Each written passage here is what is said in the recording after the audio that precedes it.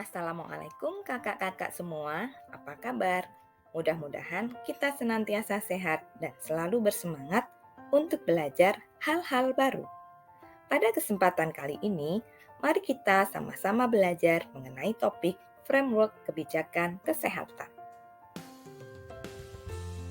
Video ini dipersembahkan oleh kami dari kelompok 1, yaitu Kak Akbar Yazil Siregar, Kak Dwi Maitasari, Kak Ihda Fitri Aulianisa, Kak Putri Damai Lestari, dan Kak Tia Setianingsih. Nah, apa saja sih pokok bahasan yang akan kita sampaikan kali ini? Yang pertama adalah definisi kebijakan kesehatan. Yang kedua adalah alasan pentingnya kebijakan. Selanjutnya, yang ketiga kita akan membahas tentang perbedaan kebijakan, kebijakan publik, dan kebijakan kesehatan. Yang keempat, kita akan membahas tentang Health Policy Triangle dan hubungan ketiganya.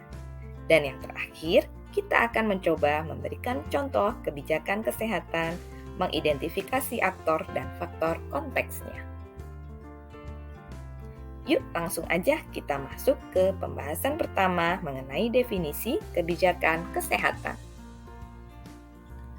Menurut Bius dan kawan-kawan, kebijakan kesehatan merupakan serangkaian tindakan keputusan yang diambil oleh mereka yang memiliki tanggung jawab, baik dari sektor publik oleh pemerintah maupun sektor swasta yang mempengaruhi serangkaian institusi, organisasi, layanan, dan pengaturan pendanaan sistem kesehatan dan perawatan kesehatan.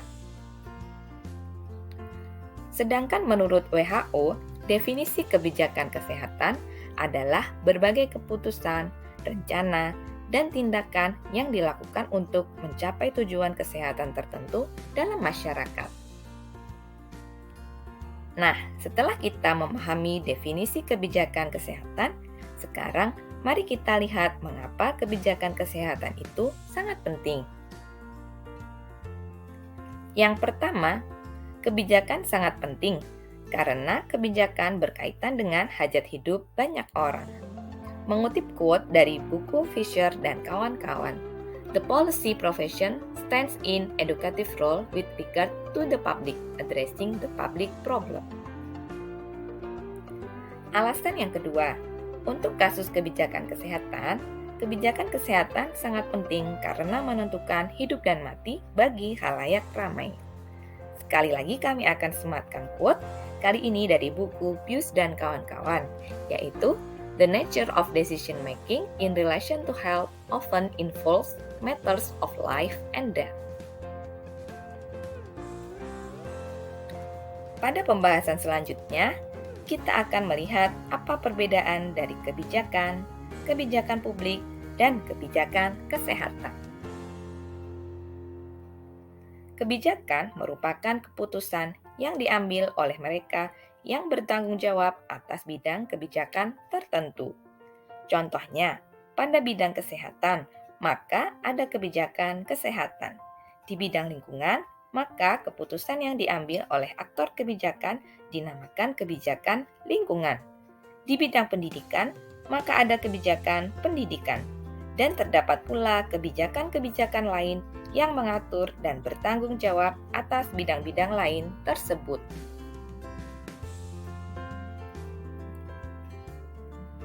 Kebijakan publik adalah kebijakan instansi pemerintahan. Sederhananya, apapun yang dipilih pemerintah untuk dilakukan maupun tidak dilakukan untuk publik atau masyarakat luas. Contoh dari kebijakan publik adalah undang-undang, peraturan pemerintah, peraturan daerah, dan lain sebagainya. Nah, kebijakan kesehatan sendiri merupakan kebijakan yang mempengaruhi sistem serta pelayanan kesehatan. Kebijakan kesehatan dapat mencakup kebijakan publik maupun kebijakan swasta selama dalam lingkup kesehatan. Tetapi, karena kesehatan dipengaruhi oleh banyak determinan di luar sistem kesehatan, analis kebijakan kesehatan juga termasuk pada tindakan dan tujuan yang diinginkan organisasi di luar sistem kesehatan, namun berdampak pada kesehatan. Misalnya, organisasi di bidang lingkungan, bidang pangan, perdagangan, perhubungan, hingga industri tembakau. Sebagai contoh, Permenkes tentu saja salah satu kebijakan kesehatan, karena memang mengatur langsung perihal sistem kesehatan. Namun, peraturan pangan yang dikeluarkan BPOM juga termasuk kebijakan kesehatan karena memiliki dampak pada kesehatan. Oke, setelah mempelajari tentang perbedaan kebijakan, kebijakan publik, dan kebijakan kesehatan, yuk kita lanjut mengenal Health Policy Triangle atau segitiga kebijakan kesehatan. Segitiga kebijakan kesehatan adalah suatu pendekatan yang disederhanakan untuk suatu tatanan hubungan yang kompleks dalam penyusunan kebijakan kesehatan. Meskipun namanya adalah segitiga, namun faktanya ada 4 faktor yang berpengaruh dalam penyusunan kebijakan kesehatan. Aktor atau para pelaku berada di pusat kerangka kerja kebijakan kesehatan. Aktor yang berperan dalam penyusunan kebijakan dapat berlaku sebagai individu ataupun mewakili grup atau organisasi tertentu. Seberapa besar pengaruh aktor terhadap proses kebijakan akan tergantung pada tingkat kekuasaan dan bagaimana kekuasaan itu dilaksanakan. Kekuatan aktor atau agen terjalin dengan struktur organisasi di mana mereka berada. Bagian segitiga kebijakan kesehatan yang kedua adalah konteks. Konteks mengacu pada faktor-faktor sistemik seperti politik, ekonomi dan sosial, lokal, regional, nasional, dan internasional yang mungkin berdampak pada kebijakan kesehatan.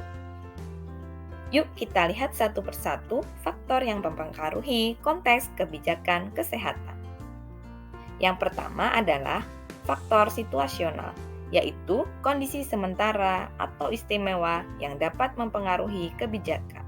Misalnya perang atau kekeringan, seperti adanya pandemi atau kejadian luar biasa atau KLB.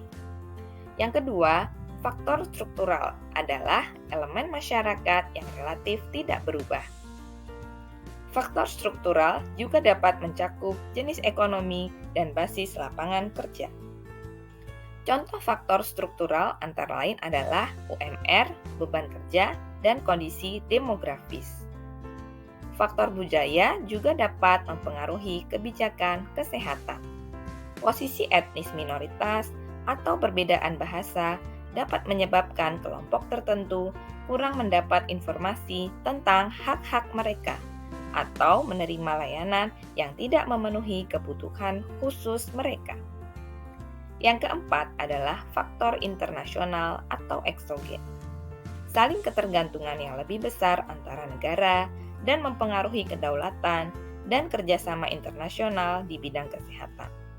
Sebagai contoh, pemberantasan polio yang dilakukan di berbagai belahan dunia melalui aksi nasional dan regional.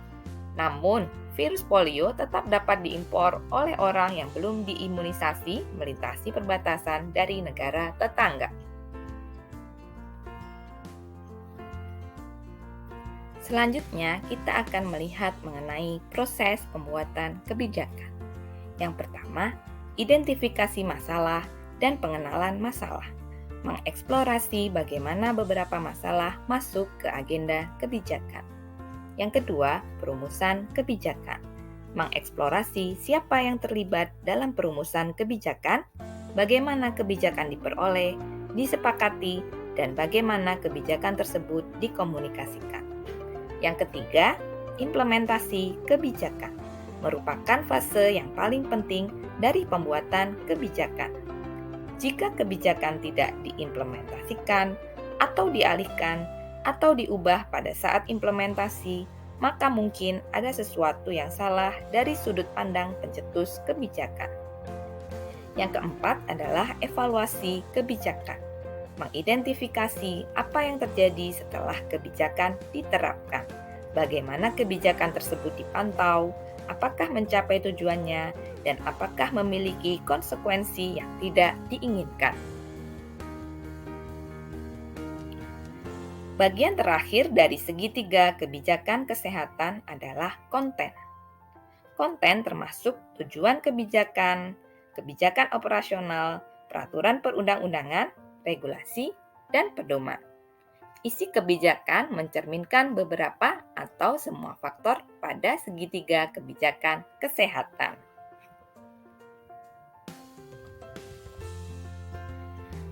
Di pokok bahasan terakhir, kita akan memberikan contoh kebijakan kesehatan dan mengidentifikasi aktor apa saja yang terlibat, serta faktor konteks yang mungkin memberikan pengaruh terhadap kebijakan tersebut. Contoh kebijakan yang kami ambil untuk diidentifikasi adalah Surat Edaran Nomor PW 04081115112210 Tahun 2022 tentang persyaratan etilen glikol dan dietilen glikol pada bahan tambahan pangan, sorbitol sirup, gliserol, dan propilen glikol dalam proses registrasi dan atau importasi, yaitu sebuah kebijakan yang bertujuan untuk membatasi keberadaan etilen glikol dan dietilen glikol dalam pangan olahan seminimal mungkin yang berpotensi terbawa dari bahan tambahan pangan yang digunakan.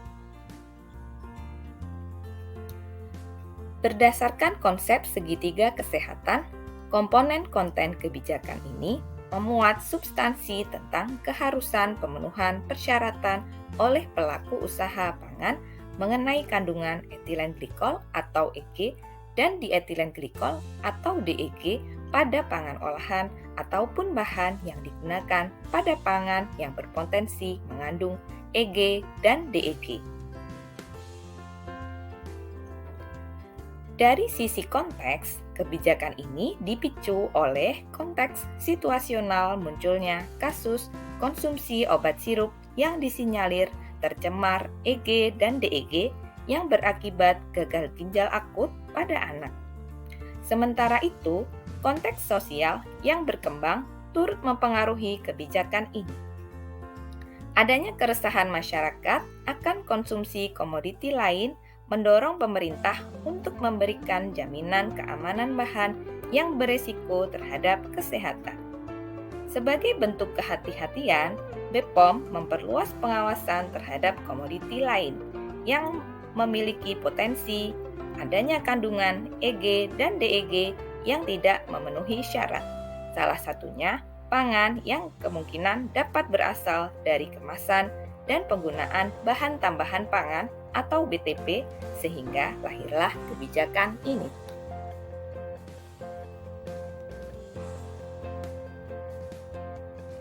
Proses penyusunan kebijakan ini melibatkan peran dari berbagai stakeholder sebagai aktor kebijakan, yaitu yang pertama adalah pemerintah, antara lain Badan POM dan Kementerian Kesehatan.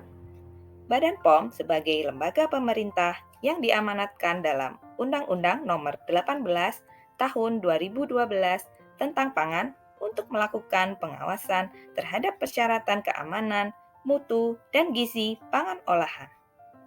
Kementerian Kesehatan sebagai lembaga pemerintah yang menerbitkan kebijakan Kodeks Makanan Indonesia yang merupakan pedoman atau standar yang diakui secara nasional sebagai persyaratan mutu bahan tambahan pangan atau BTP yang berlaku di Indonesia melalui Keputusan Menteri Kesehatan Nomor HK 0107 Menkes 261/2018 tentang pemberlakuan Kodeks Makanan Indonesia dan suplemennya.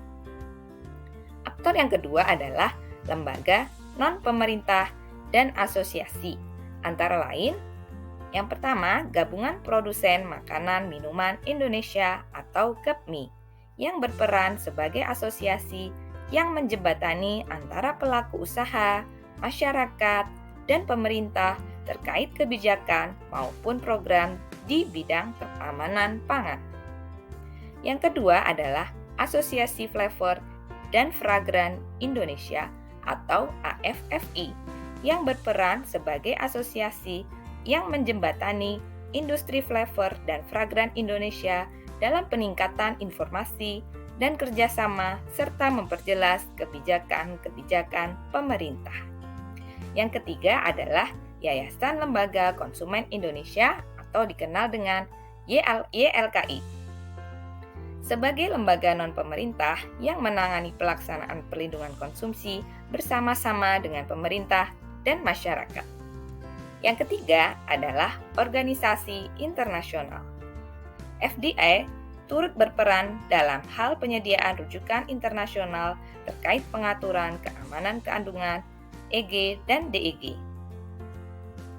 Yang keempat adalah tim ahli dan akademisi yang berperan dalam membantu mengkaji dan menganalisis risiko sesuai dengan perkembangan teknologi dan rujukan internasional terkini secara berkala terhadap hal-hal yang berkaitan dengan keamanan pangan.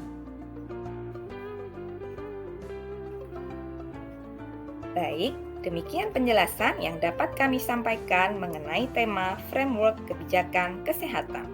Berikut ini adalah referensi yang kami pakai dalam penyusunan video ini. Semoga bermanfaat. Terima kasih kepada kakak-kakak semua yang telah menyimak video ini dari awal sampai akhir. Kami mohon maaf atas kekurangan dan kesalahan kami dalam penyusunan video ini. Kami tunggu diskusi dari kakak-kakak semua untuk memperkaya pengetahuan kita semua mengenai framework kebijakan kesehatan. Akhir kata, Assalamualaikum warahmatullahi wabarakatuh. Sampai jumpa lagi.